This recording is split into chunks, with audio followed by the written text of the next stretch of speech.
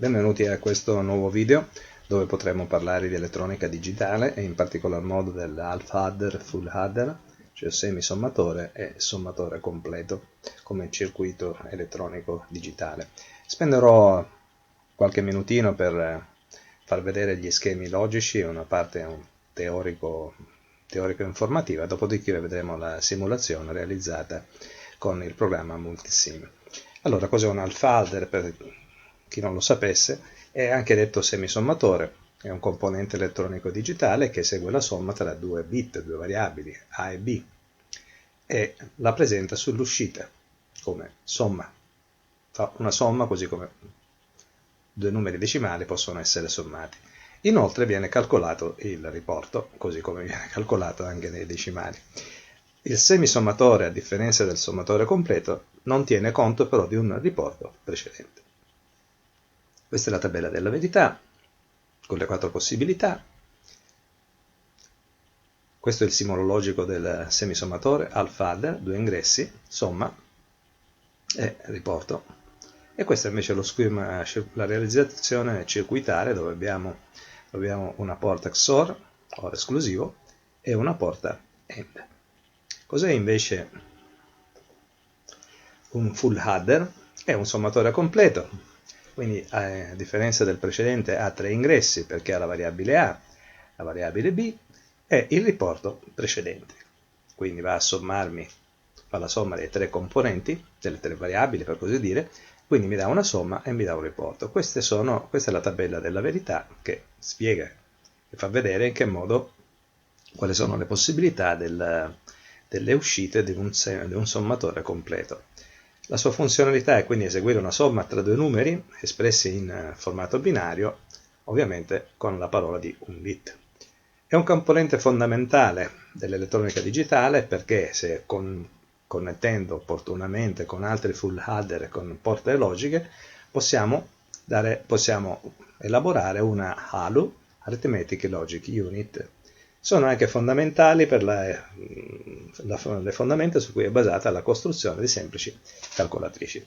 Questo è il simbolo logico e questo è lo schema circuitale del nostro full adder. Abbiamo 2 XOR, 2 AND e una OR. Bene, adesso andiamo a vedere come simularli con il nostro Multisim. Eccoci nell'ambiente di lavoro Multisim per la simulazione del semisommatore e del sommatore completo. Il circuito è già stato, l'ho già completato, andiamo a vedere solo la simulazione. Questo è il semisommatore con la nostra tabella della verità. Possiamo vedere che ovviamente somma e riporto con 0 e 0 non succede niente perché c'è uno XOR e l'unica possibilità di somma, essendo uno XOR, è quando o c'è A o c'è B. Invece per quanto riguarda il riporto, quando abbiamo l'AND. Andiamo a visualizzare. Lanciamo il nostro programma e andiamo a vedere i risultati. Può essere utile dal punto di vista didattico per far vedere agli studenti la veridicità del circuitino e anche poterlo costruire personalmente e studiarlo. Quindi la prima colonna, la prima riga ci dice se 0, 0, ovviamente c'ho somma 0, riporto 0. Se premo B, se B è attivo, ovviamente ho la somma, eccolo qua, ma non c'ho il riporto. Lo stesso se A è presente, ma non ci deve essere B, ho somma 1, riporto 0. Se sono tutte e due presenti, 1, 1 mi dà somma 0, riporto 1. Quindi siamo andati a verificare il funzionamento dello schema circuitale del semisommatore. Adesso andiamo a vedere quello del sommatore completo. Eccolo qui, anche qui lo schema è già stato realizzato.